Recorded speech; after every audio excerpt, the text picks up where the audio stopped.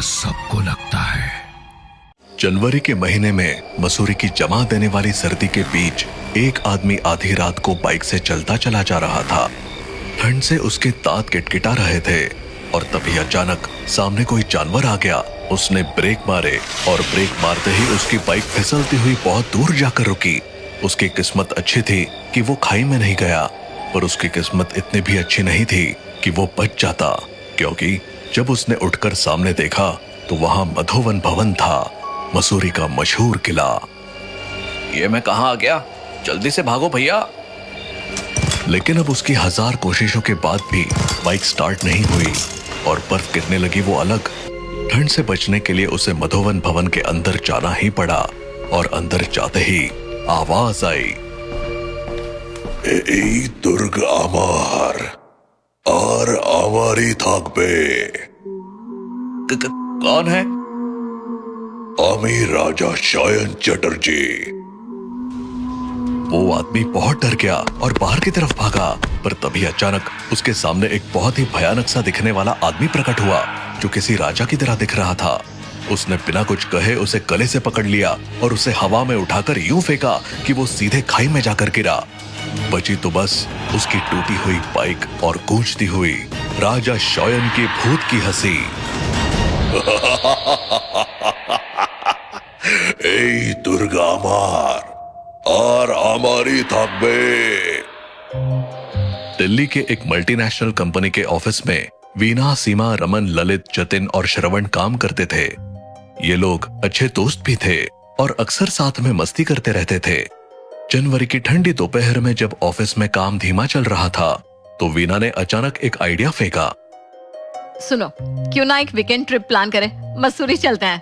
मसूरी? वाह, बर्फ में मस्ती करने का मजा ही अलग होता है। और शराब। चुप रहे। हाँ, अगर कोई भूत प्रेत मिल गया तो मजा आएगा। तू खुद एक भूत है रमन, तुझे क्या भूत मिलेगा? तू बस बर्फ में फिसलने से बचना, बाकी सब ठीक रहेगा। तो क्या तय हुआ? मैं अपनी गाड़ी ले आता हूँ, सुबह जल्दी निकलते हैं। पहले बॉस से छुट्टी तो ले लो, वरना मसूरी जाने का सपना सपना ही रह जाएगा। बात हंसी मजाक में तय हो गई। अगले दिन सुबह जल्दी निकलने की प्लानिंग हुई। सभी एक्साइटेड थे, पर निकलते निकलते दोपहर हो गई। सभी श्रवण की गाड़ी में मसूरी के लिए निकल पड़े। रास्ते में चाय के ढाबे पर रुककर उन्होंने मस्त चाय पी और हंसी मजाक करते हुए सफर जारी रखा। जैसे ही देहरादून के करीब पहुंचे और पहाड़ दिखने शुरू हुए, ठंड का एहसास और बढ़ गया। सूरज भी ढल चुका था, पर तभी श्रवण ने अचानक गाड़ी रोक दी।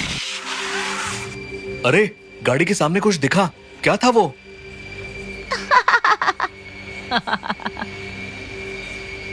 क्या कुत्ता या कोई और जानवर? अरे नहीं, वो इंसान जैसा कुछ था। इंसान? हाँ, तो इसमें गाड़ी रोकने वाली क्या बात है? इंसान जैसा कुछ, पर इंसान नहीं। उसके 4 हाथ और 4 पैर थे। What? What? रुको, मैं देखता हूं। श्रवण गाड़ी से उतरकर टॉर्च लेकर देखने आगे बढ़ा। वो बढ़ते बढ़ते झाड़ियों के पास पहुंच गया और तभी अचानक किसी ने उसको झाड़ियों के अंदर खींच लिया और उसके चीखने की आवाज आने लगी। बचाओ! अबे, ये क्या हो गया? जल्दी चलो, उसे बचाओ। वो सब लोग कार से उतरकर झाड़ियों के पास पहुंचे और झाड़ियां हटाकर देखने लगे। तभी उन्होंने देखा कि श्रवण सामने खड़ा हुआ जोरों से हंस रहा है। उल्लू बना आया, बड़ा मजा आया। उल्लू बना आया, बड़ा मजा आया। श्रवण, आर यू सीरियस? हम सबका दिल दहला दिया तुमने। अबे, मैं तुझे मसूरी के किसी पहाड़ से फेंक दूंगा, तू चल। Shravan, please never do this again. Shravan हंसता हुआ आकर वापस कार में बैठ गया और कार चलाने लगा। 1 और घंटे के सफर के बाद वो लोग मसूरी में अपने होटल पहुंच गए। उस रात मसूरी की ठंड में सभी अपने अपने कमरों में सो गए। अगली सुबह मसूरी की ठंडी और खुशनुमा हवा ने उनका स्वागत किया। सभी ने मिलकर दिन भर मसूरी घूमने का प्लान बनाया। कैंपटी फॉल, गन हिल और मॉल रोड की चहल पहल ने उनका मन मोह लिया। हंसी मजाक और फोटो खींचते हुए दिन कैसे बीत गया पता ही नहीं चला। शाम को होटल लौटते समय सीमा बोली, तुम लोगों को पता है मसूरी में एक जगह है मधुवन भवन। ये किला कोलकाता के राजा शयन चटर्जी ने बनवाया था। मैं कोलकाता से हूँ, इसलिए मुझे इसके बारे में पता है। मधुवन भवन? वो तो बहुत डरावनी जगह है। मैंने सुना है कि वहाँ कई लोग गायब हो चुके हैं। तो फिर तो जरूर जाना चाहिए, डर में ही तो मजा है। तू हमेशा ऐसी बात क्यों करता है श्रवण? लेकिन वहाँ जाना खतरनाक हो सकता है। अरे डरपोक मत बनो, चलो ना थोड़ा रोमांच करते हैं। श्रवण, सीमा और जतिन जाने के लिए तैयार थे, जबकि रमन, वीना और ललित मना कर रहे थे। आखिरकार सबको वहां जाना ही पड़ा। मधुवन भवन तक पहुंचते पहुंचते अंधेरा घिरने लगा था। ये तो खंडर जैसा लग रहा है, यहाँ आने का कोई मतलब नहीं है। चलो वापस चलते हैं। अरे तुम इतना क्यों डरते हो? अंदर चलो, कुछ नहीं होगा। शायद हमें कुछ इंटरेस्टिंग मिल जाए। तुम लोग पागल हो क्या? सीमा और श्रवण ने सबको जबरदस्ती अंदर खींच लिया। खंडहर के अंदर जाने के जरा ही देर बाद चारों तरफ घना अंधेरा छा गया और कुछ अजीब सी आवाज सुनाई देने लगी। ये कैसी आवाज है? क्या कोई और भी है यहाँ? मुझे तो ऐसा लगता है कि यहाँ कोई आत्मा है। बस शुरू हो गए तुम। अचानक किसी के भागने की आवाज आई। सभी उस आवाज के पीछे भागे। थोड़ी देर में उन्होंने देखा कि एक कपल वहां छिपा हुआ था। ओहो, तो ये था भूत। प्यार करने का एकदम सही ठिकाना चुना है। हम तो यहाँ शांति से बस वक्त बिताने आए थे। सब हंसने लगे और माहौल हल्का हो गया। लेकिन तभी वीना ने महसूस किया कि वो अकेली है। उसने चारों तरफ देखा, लेकिन उसके दोस्त कहीं नहीं है। अरे ये लोग कहाँ चले गए? जरूर मुझे डराने का प्लान कर रहे होंगे।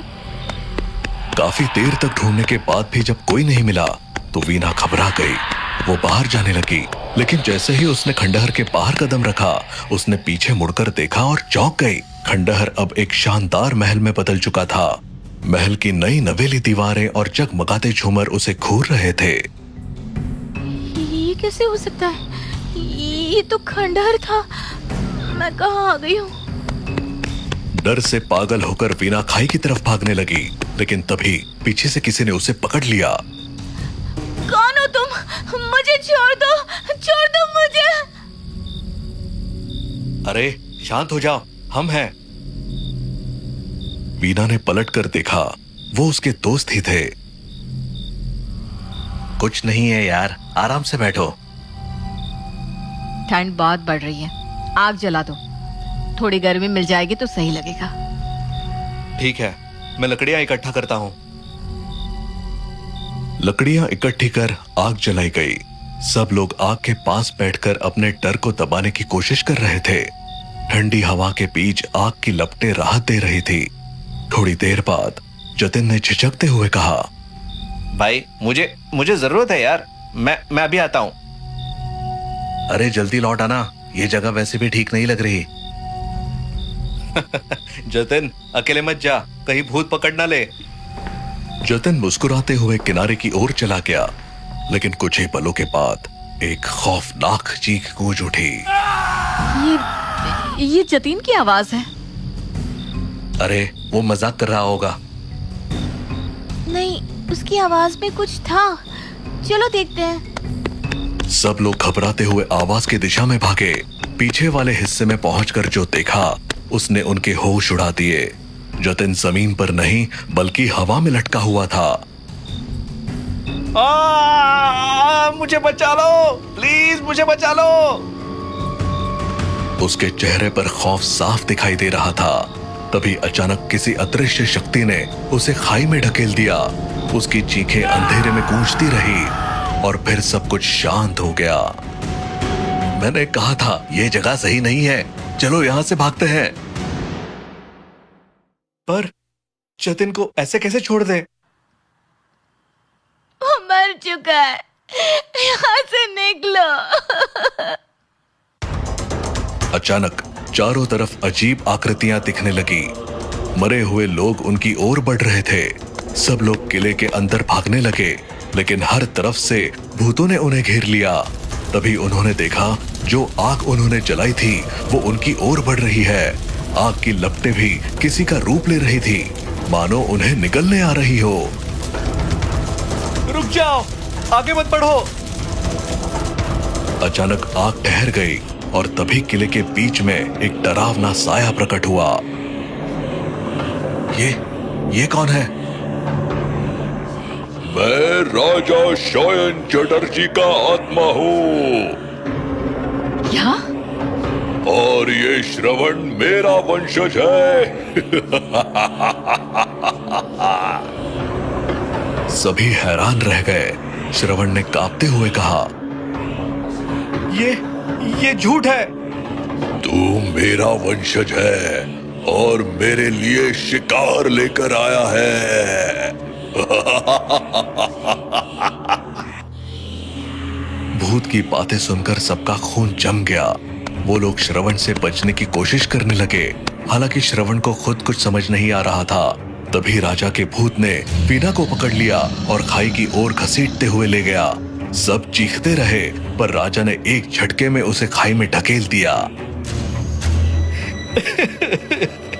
मुझे मार डालो, लेकिन मेरे दोस्तों को छोड़ दो प्लीज। मैं पुलिस को कॉल करता हूँ। रमन ने मोबाइल निकाला, लेकिन नेटवर्क गायब था। उसने वीडियो रिकॉर्ड करना शुरू कर दिया, लेकिन तभी फोन हवा में उड़ने लगा। फोन सब कुछ रिकॉर्ड कर रहा था। राजा की आत्मा ने अचानक एक तेज रोशनी में बदलकर श्रवण के शरीर में प्रवेश कर लिया। अब श्रवण की आंखें लाल हो गई थी और वो पूरी तरह से राजा का अवतार बन चुका था। अब मेरी आत्मा को चैन मिलेगा, किंतु तुम देर सबाई के मरते होवे। सबसे पहले उसने रमन की गर्दन को इतनी ताकत से मरोड़ा कि उसकी हड्डियां चटकने की आवाज आई। रमन की आंखें बाहर निकल आई और वो वही ढेर हो गया। फिर उसने ललित को हवा में उठाया और उसे दीवार पर इतनी जोर से पटका कि उसकी खोपड़ी फट गई। खून की धार बह निकली। सीमा भागने की कोशिश कर रही थी, लेकिन श्रवण ने उसे पकड़ लिया और उसकी आंखों में अपने नाखून गाड़ दिए। उसकी चीखें किले में गूंजने लगी और फिर सब शांत हो गया। अब बस एक बचा है। लेकिन तभी राजा की आत्मा श्रवण के शरीर से बाहर निकल आई। श्रवण बेहोश होकर गिर पड़ा। जब उसकी आंख खुली तो उसने खुद को जेल में पाया। मैं निर्दोष हूँ। अरे मैं निर्दोष हूँ। ये सब राजा शयन चटर्जी का काम है। मेरी बात सुनो, मेरी बात मानो प्लीज। तुमने अपने दोस्तों की हत्या की और अब भूतों की कहानी सुना रहे हो। अब तुम हमेशा के लिए यही रहोगे। श्रवण ने चीखते हुए अपनी बेगुनाही साबित करने की कोशिश की, लेकिन उसकी बातें किसी ने नहीं मानी। उसे हमेशा के लिए जेल में बंद कर दिया गया।